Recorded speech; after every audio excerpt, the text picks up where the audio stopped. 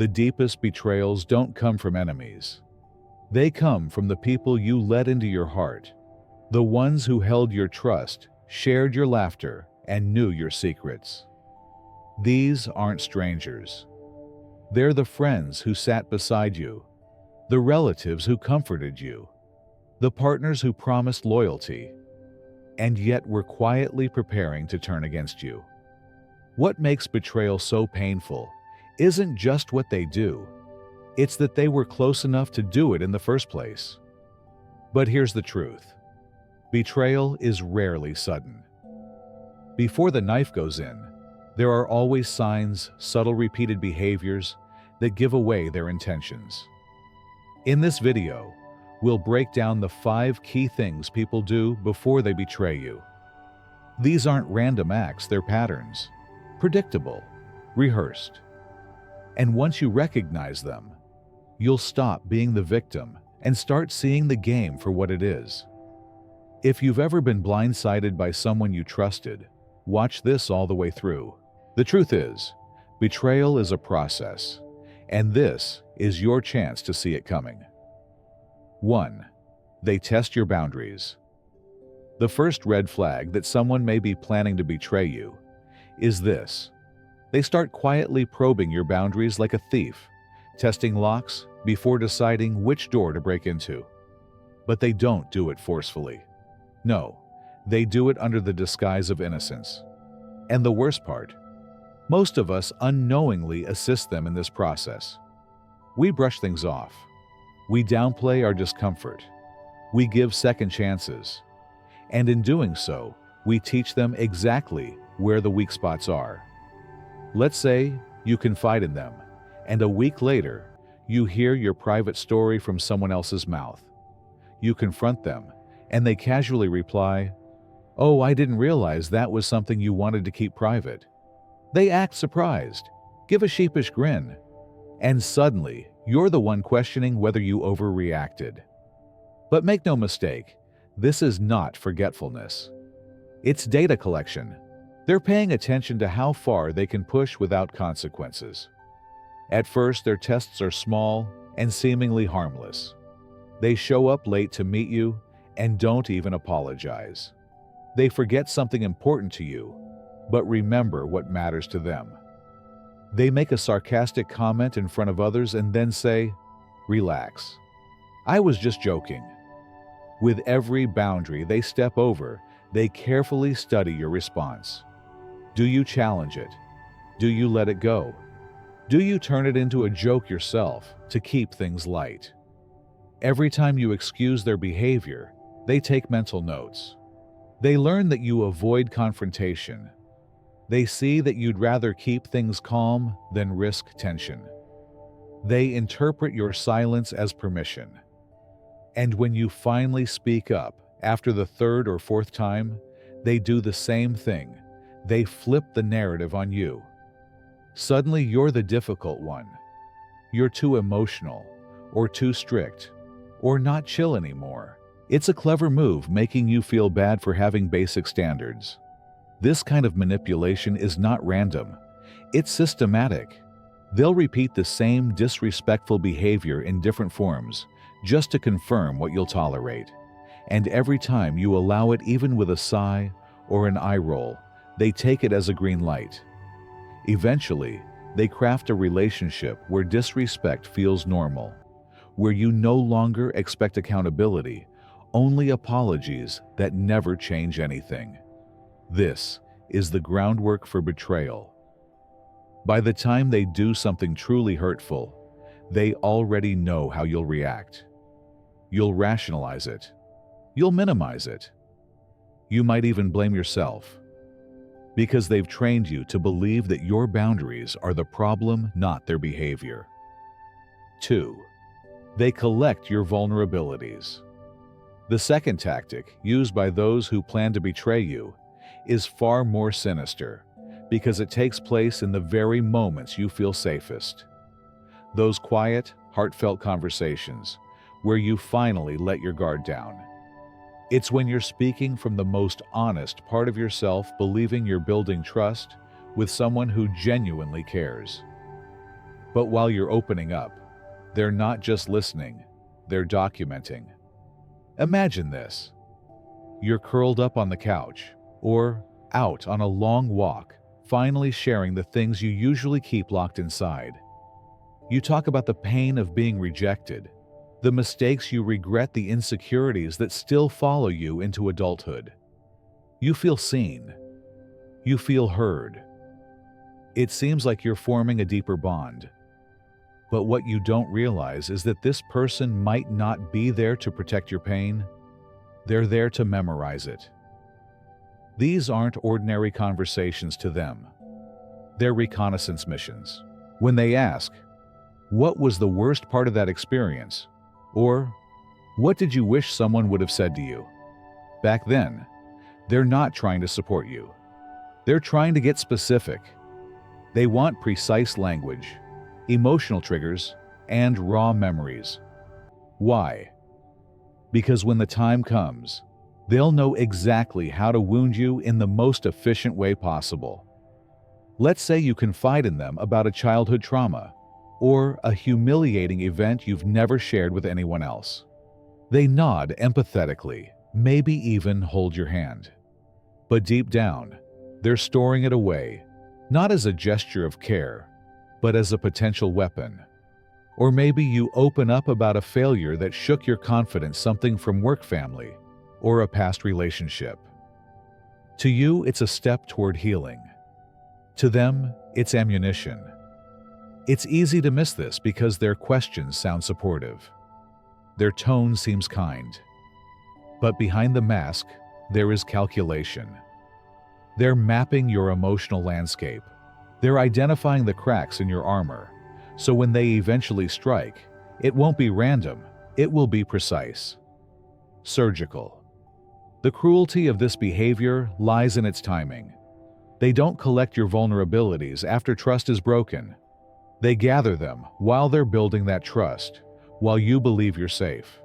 And by the time the betrayal happens, they've not only hurt you, they've used your own story to do it. This is why not everyone who listens deserves your full truth. Because some people don't want to understand you, so they can support you. They want to understand you, so they can control you. 3. They pull away emotionally while pretending nothing is wrong. The third behavior is one of the most subtle and most psychologically damaging things a person can do before they betray you. And once you understand it, you'll begin to view emotional distance in a completely new light. This tactic isn't just about someone drifting away or needing space. It's far more intentional than that. It's a quiet retreat wrapped in fake normalcy, and it's designed to protect them, not you. Here's how it begins. They start emotionally withdrawing from the relationship, but not in an obvious way. To the outside world, they still seem like a good friend, partner, or colleague.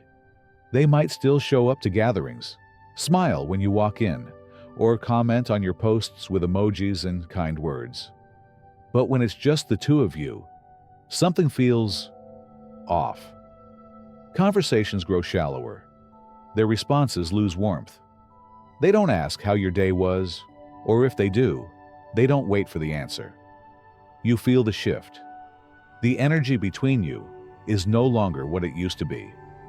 They once shared stories, asked thoughtful questions, remembered your goals and fears, but now they seem distracted, emotionally flat, and quick to disengage.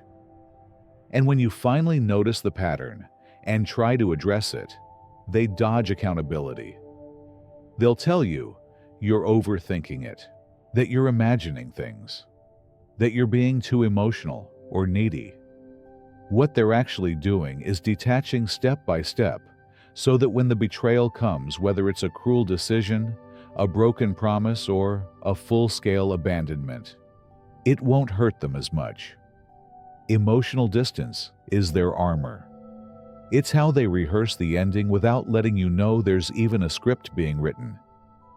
Here's the worst part.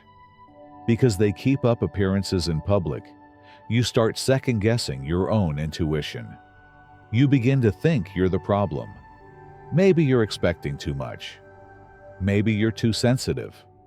But you're not. What you're sensing is real. It's just being covered up by politeness and surface-level gestures. And when you finally bring up how distant they've become, they'll often turn the blame on you. Why are you making things complicated? You know I've been busy. You're too intense. These deflections aren't innocent. They're strategic, because if they can convince you that the distance is your fault, they don't have to face the guilt of what they're planning to do next. This kind of emotional withdrawal is not random. It's not the result of stress or distraction. It's a warning sign of someone preparing to betray you in a way that would be much harder to execute if they still felt close to you. They're numbing themselves to your presence, minimizing their emotional connection. So when they finally act, when they lie, cheat, abandon, or deceive, it won't sting them nearly as much. And that's what makes it so cruel. You're left clinging to the ghost of the relationship, chasing after a connection they've already started dismantling behind the scenes. You're investing energy trying to fix what feels broken while they're already emotionally gone. That confusion you feel, that emotional fog, it's exactly what they want. Because the more you're doubting yourself, the less likely you are to see the betrayal coming. So, the next time you feel that slow emotional fade, the kind where they act the same in front of others, but treat you differently in private, don't ignore it. That emotional silence might be the loudest warning you'll ever receive. 4. They position themselves as the victim before betraying you. What I'm about to reveal is one of the most manipulative tactics used by those who plan to betray you, and it's more destructive than most people ever realize. This is the moment where the betrayal becomes more than a personal decision. It becomes a performance. Not only are they getting ready to hurt you, they're also preparing the audience to cheer when it happens. Here's how it works. Long before they actually betray you, they begin rewriting the narrative of your relationship, but this time from the role of the victim. They quietly recast themselves as the one who's been mistreated, misunderstood, or burdened. And while you're still confiding in them, still assuming the connection is intact, they've already started building a defense case for the crime they haven't committed yet. You might still be having laughs together. You might still be venting to them about your day, thinking the bond is strong. But behind your back, they're telling others how difficult you are, how they've tried everything to make the relationship work, how they've been patient with your moods or expectations. They aren't just preparing to betray you. They're making sure that when they do, no one will be on your side. It often starts with small passive remarks slipped into conversations. Comments like, "They get upset so easily," or "They're a bit much sometimes, but I try to be supportive." These sound harmless on the surface, even playful. But in reality, they're laying the groundwork for your character to be questioned. These remarks are designed to plant doubt, so when the betrayal finally unfolds, the people around you will see it as the natural result of your behavior, not theirs. Let's say you had a disagreement that felt minor to you. You talked through it, found a resolution, and thought the matter was closed. But for them, it became an opportunity, a moment to twist and exaggerate. While you moved on, they started telling others that you were irrational, reactive, or overly demanding. That one disagreement becomes their proof that they've been putting up with you for too long. The most damaging part, they target your inner circle. Mutual friends, trusted allies, people who know both of you. They have one-on-one conversations where they frame you as unpredictable or emotionally unstable. And because they're so subtle, so polished in their delivery, people start to believe it not because of what's being said outright, but because of how it's being said repeatedly and strategically. So when the betrayal comes, whether it's abandonment, public humiliation, or something even worse, you don't just feel the pain of the act itself. You feel the weight of silence from those who used to be in your corner. Instead of asking, "How could they do that to you?" people say, "Well, I figured something was going on." Or worse, they say nothing at all. This isn't about protecting their conscience. It's about recruiting support in advance. They want to be seen as the one who had to walk away, who had no choice, who endured more than anyone should. And when they finally cross the line, they want people applauding their strength for finally standing up for themselves. Think back to any connection where you suddenly felt misunderstood by people you trusted, where conversations dried up without explanation, where people seemed colder toward you, but you couldn't figure out why. Those aren't coincidences. That's the aftermath of someone quietly poisoning the well. By the time you realize what's been happening, the betrayal has already been normalized in the minds of those you thought you could turn to. Your credibility has been eroded. Your reputation has been reframed. And the person who orchestrated it all will walk away, clean, already comforted by the sympathy they've arranged in advance. This is why you must never ignore the quiet signs, those small shifts in tone, those lingering looks, those subtle digs passed off as jokes.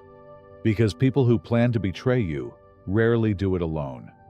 They set the stage, shape the story, and ensure that when they finally cut the cord, you'll be standing alone, wondering how it all fell apart, while everyone else just nods along. 5. They secretly sabotage you behind your back. Take a moment and think about the people in your life who have access to your inner world. The ones you've confided in. The ones who know your goals, your weaknesses, your next big move. The people who, if they chose to, could dismantle everything you've built, not because you gave them permission to, but because you gave them trust. Now ask yourself a hard question. What if the betrayal you fear isn't coming in the future, but has already begun? What if the person you're depending on the most is the very one pulling strings behind the scenes to unravel your progress, your confidence, and your reputation? This final behavior, the 5th warning sign, is perhaps the most painful of all. They begin to sabotage you in secret. While you still see them as a friend, a supporter, or someone on your side, they've already begun quietly working against you. And the worst part, you don't see it happening until the damage is already done. Maybe you've experienced this without even realizing it. You shared exciting news about an opportunity, a new job, a promotion, a creative project. They listened, nodded, maybe even smiled. But then, things started falling apart. The interview got canceled. The opportunity vanished. People involved became distant. At first, you blamed bad timing, or assumed it just wasn't meant to be. But what you didn't know was that the person you trusted may have interfered behind the scenes. They could have used what you shared to undermine you. Maybe they passed your ideas off as their own. Maybe they made a subtle phone call, dropped a comment to the right person, or casually introduced doubt about your character or competence. And all of it was done with a smile behind your back. Or maybe it was personal. You confided in them about someone you were getting close to romantically. You spoke openly about your feelings, your hopes, the future you imagined. Then suddenly the connection changed. The person you were interested in backed off. Things felt cold, distant. And later, you found out the very person you trusted had inserted themselves into that space, using your own confessions as a tool to gain leverage. This isn't just betrayal. This is betrayal with calculation. And what makes it so vicious is that they're careful, methodical even. They make sure you suspect nothing.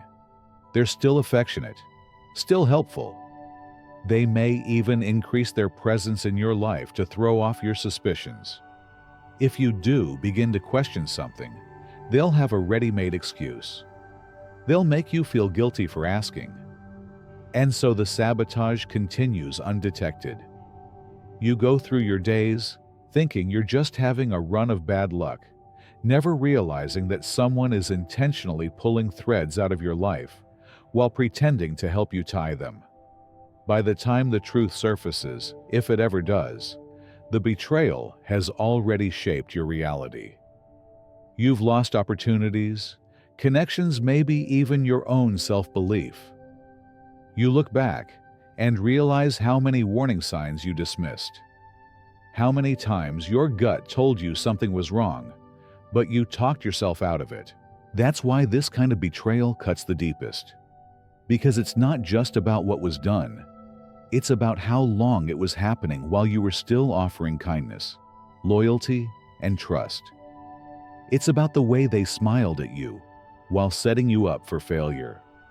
It's about the moments you thanked them for being there, not knowing they were behind the very pain you were trying to survive. So if you're in a situation right now where things aren't adding up, where progress keeps slipping through your fingers, where private matters suddenly seem public, don't ignore your instincts. That quiet voice in the back of your mind, the one saying something doesn't feel right, is often your last line of defense. You now know all 5 behaviors, how they test your boundaries, gather your weaknesses, create emotional distance, manipulate the narrative, and sabotage you without leaving fingerprints. This isn't just a warning. It's a mirror held up to the patterns we often don't want to see. So, what do you do now? Do you go back to pretending that everyone who smiles at you has good intentions? Do you keep giving full access to people who haven't earned it? Or do you draw a line, set new standards, and start protecting the parts of you that were too exposed for too long? This is your moment to decide. Because what you allow will continue.